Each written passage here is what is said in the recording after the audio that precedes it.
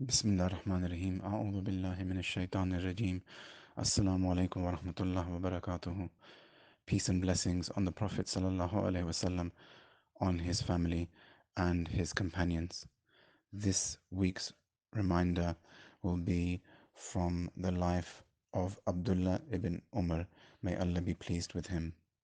Abdullah ibn Umar embraced Islam around about the age of 10, and he performed hijrah with his father Umar al-Khattab and his sister Hafsa, and he also tried to take part in the first battle, the Battle of Badr, when he was only 13.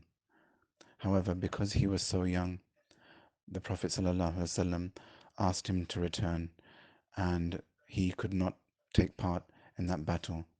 So this shows us from a very early age how Abdullah ibn Umar was close to Islam, embraced Islam, and with the guidance of the great Sahaba Umar Khattab radiallahu anh, and the Prophet sallallahu alaihi wasallam, how he sought to be with them in all their actions, and even to take part in the battle of Badr at a very young age.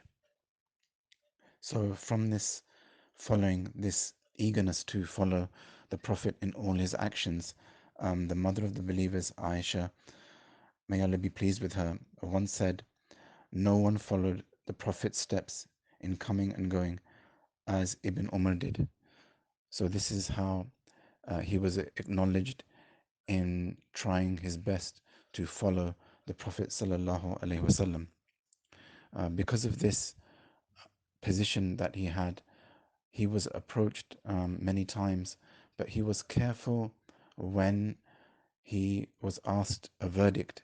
If he did not know the verdict, he was not one to hide from this uh, possible deficiency in his knowledge about something, but rather he would be happy to admit it openly. So there is an example when one day someone came to him and asked him a particular question, and he replied by saying, "I have no knowledge concerning what you are asking about." So the man went away, and as the man left, Ibn Umar happily said, "Ibn Umar has been asked about what he doesn't know, so he said, I don't know."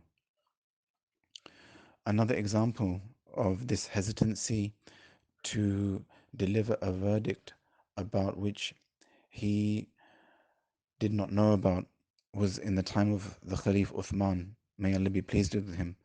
So Uthman sent for him and asked him to hold the position of a judge, but he apologized. Uthman then asked him, "Do you disobey me?" Ibn Umar answered, "No, but it came to my knowledge that judges are of three kinds. One judges ignorantly, he is in hell. One who judges according to his desire, he is in hell. One who involves himself in making ijtihad and is unerring in his judgment, that one will turn empty handed, no sin committed,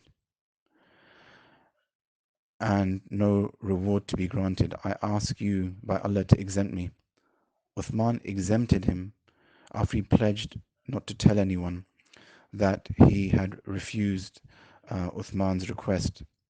So, this as an example of how Abdullah ibn Umar understood the responsibility of being a judge, and how he would be questioned about this, and how there are ways to fall while being in this position and end up in the hellfire. And it was this fear of this role leading to the hellfire and his cautiousness that we can see he observed in this example when he was approached by the Khalif of that time, Uthman ibn Affan. May Allah be pleased with them. So, this is something that we should be wary about and understand this responsibility in all the ages of Islam, how it is a great responsibility, but how it carries with it uh, potential for sinning as well, but also a huge potential for reward as well. Um, I'd like to thank you for listening and to remind myself first and everyone that any goodness from this is from Allah subhanahu wa ta'ala, and any mistakes are my own. Allah protect us all in this difficult time, our families and the greater ummah that is in great difficulty in this time of disease. I pray Allah accepts our ibadat and allows us to witness the month of Ramadan which approaches us. Jazakallah khair for your time. Assalamu alaikum wa rahmatullahi wa barakatuh.